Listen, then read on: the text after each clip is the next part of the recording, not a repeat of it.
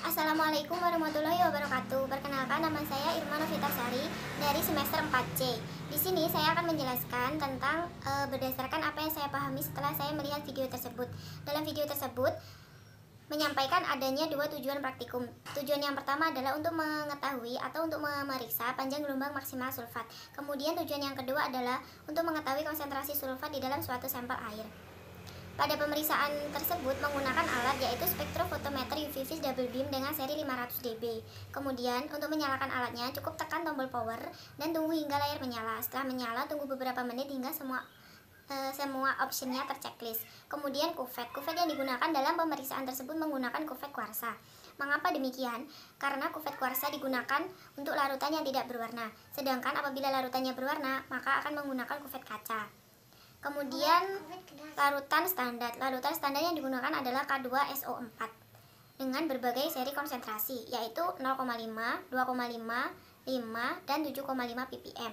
Kemudian sampelnya ditambah dengan barium klorida. Setelah itu akan terbentuk barium sulfat. Dan usahakan kekeruhan ada pada keempat konsentrasi tersebut. Kemudian kita masuk ke dalam pemeriksaan yang pertama. Pemeriksaan yang pertama yaitu untuk mengetahui panjang gelombang maksimal sulfat.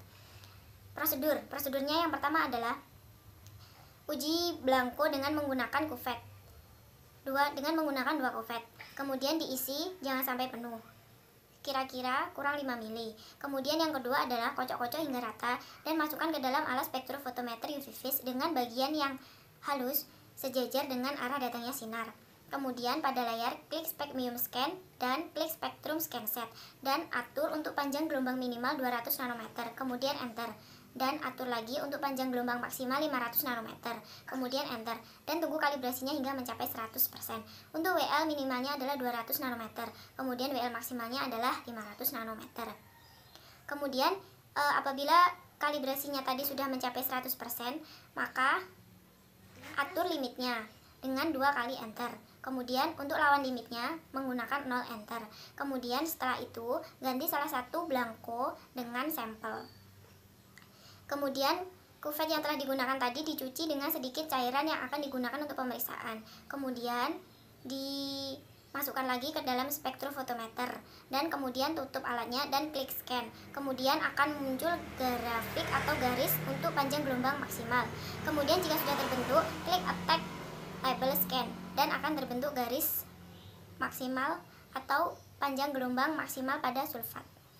Pemeriksaan yang kedua adalah untuk mengetahui konsentrasi sulfat dengan mengganti larutan standar dengan Aquade sebagai proses pemblankoan. Kemudian prosedur yang pertama adalah memasukkan lagi kuvvet ke dalam alat dan klik main. Kemudian klik standard code dan klik sample set. Kemudian mengganti satuan. Satuan yang diganti adalah dari miligram per mililiter menjadi ppm. Kemudian larutan standarnya 4, kemudian sampelnya 2. Kemudian klik standar konsentrasi dan ganti konsentrasi sesuai dengan konsentrasi yang telah kita buat tadi, yaitu 0,5, 2,5, 5, dan 7,5 ppm. Kemudian klik set wave dan ganti panjang gelombang maksimal dengan panjang gelombang yang telah kita buat sebelumnya tadi.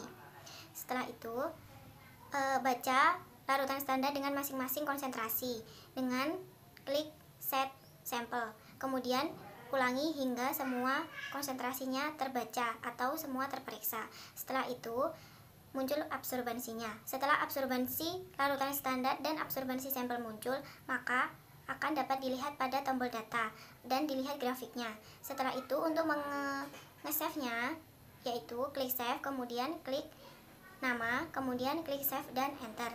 Kemudian untuk mematikan alatnya yaitu klik set instrumen, kemudian lihat lampunya, kemudian off-kan lampunya dan klik power.